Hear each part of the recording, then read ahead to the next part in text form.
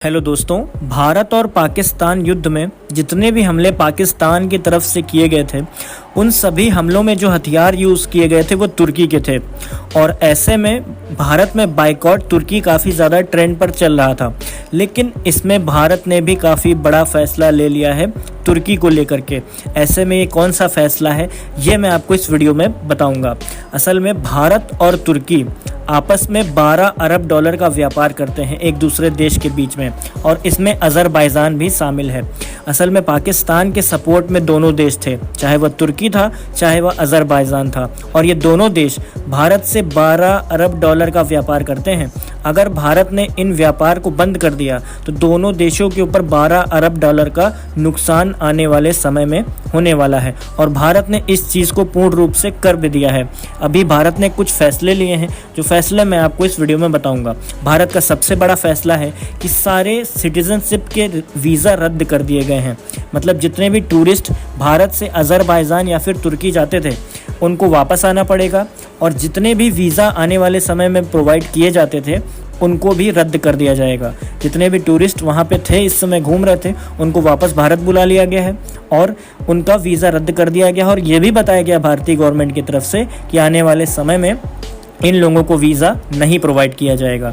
ऐसे में तुर्की को सबसे बड़ा झटका लगा है, क्योंकि तुर्की को 20 मिलियन से 50 मिलियन डॉलर का फ़ायदा जो होता था वो टूरिज़्म से होता था। मतलब हमारे भारतीय लोग वो जो घूमने जाते थे तुर्की या फिर अज़रबैजान, तो इन्हीं में इन लोगों का 20 मिलियन डॉलर का प्रति ईयर फ़ायदा होता था।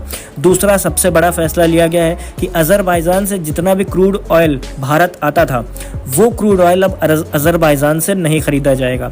इसमें अज़रबैजान ने भी पाकिस्तान की काफ़ी ज़्यादा मदद करी थी, इसीलिए भारत ने इन दोनों देशों से तकरार सारे तोड़ दिए हैं। और भारत ने ये कहा है कि हम लोग क्रूड ऑयल अज़रबैजान से नहीं खरीदेंगे, और हम क्रूड ऑयल रशिया से लेने वाले हैं, वो भी सस्ते दामों पर। असल में मार्केट कैप इंडिया और रशिया का लगभग 80% क्रूड ऑयल रशिया से आता है, लेकिन इंडिया ने और ज़्यादा टारगेट दे दिए हैं रशिया को। लेकिन पूर्ण रूप से ये कहा है कि भारत और अज़रबैजान या फिर भारत और तुर्की आपस में कोई भी लेन देन नहीं करेंगे।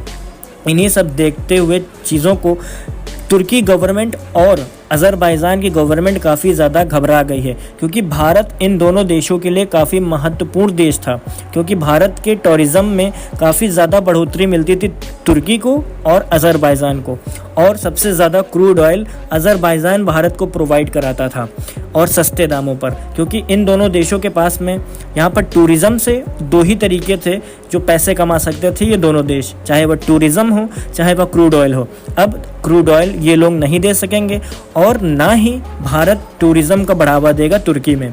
काफ़ी ज़्यादा टूरिज़्म का प्रचार होता था तुर्की से, क्योंकि काफ़ी ज़्यादा भारतीय तुर्की घूमने जाते थे। 2023 में इसी चक्कर में तुर्की को लगभग 150 मिलियन डॉलर का फ़ायदा हुआ था, जो काफ़ी बड़ा अमाउंट है हम भारतीयों के लिए। तो ऐसे में हम लोग एक हिसाब से आतंकवाद को प्रमोट कर रहे थे बीते कुछ समय पहले से, जब से तुर्की की सच्चाई और पाकिस्तान की सच्चाई और अज़रबैजान की सच्चाई हमें सामने नहीं आई थी।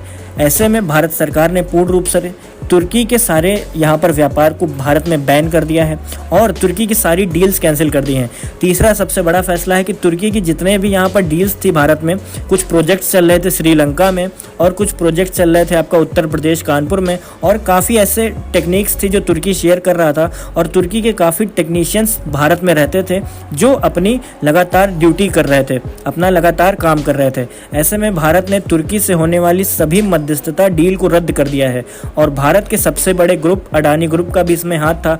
अडानी ग्रुप तुर्की की मदद करता था ड्रोन्स तैयार करने में। ऐसे में तुर्की को यहाँ पर पूर्ण रूप से अडानी ग्रुप ने भी झटका दे दिया है। अडानी का कहना है कि हम दोबारा तुर्की से कोई भी संबंध नहीं रखना चाहते हैं, और भारत में जितना भी काम तुर्की का हो रहा है वो काम तुरंत का तुरंत बंद कर दिया जाए और तुरंत अपने देश वापस जाया जाए।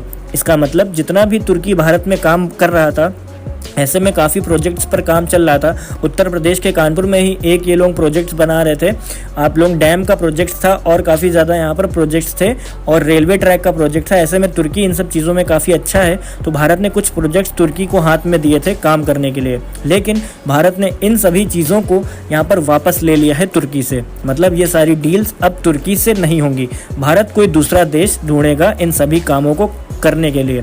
ऐसे में तुर्की को आने वाले समय में 12 अरब डॉलर का घाटा हो सकता है। ये तुर्की के लिए काफ़ी बड़ी बात है। तुर्की आने वाले समय में 12 अरब डॉलर का घाटा सहने वाला है। इसके साथ अज़रबैजान भी पूर्ण रूप से निपट चुका है। ऐसे में आपको क्या लगता है, ये फैसला भारत ने लेकर के सही किया है या फिर नहीं किया है? ऐसे में जो भी देश पाकिस्तान की मदद करेगा उसके साथ भारत कभी भी नहीं खड़ा रहेगा, ये कहना है हमारे प्रधानमंत्री नरेंद्र मोदी का। उन्होंने साफ रूप से कह दिया है कि जो भी यहाँ पर टेररिज्म को बढ़ावा देगा उसके साथ भारत कोई भी संबंध नहीं रखेगा। तो आप लोगों को अगर ये वीडियो पसंद आया है तो वीडियो को लाइक करना ज़रूर से ज़रूर, चैनल पर नए आए तो सब्सक्राइब ज़रूर कर लेना, अपने दोस्तों से शेयर ज़रूर करना वीडियो को। Thank you so much. जय हिंद, वंदे मातरम।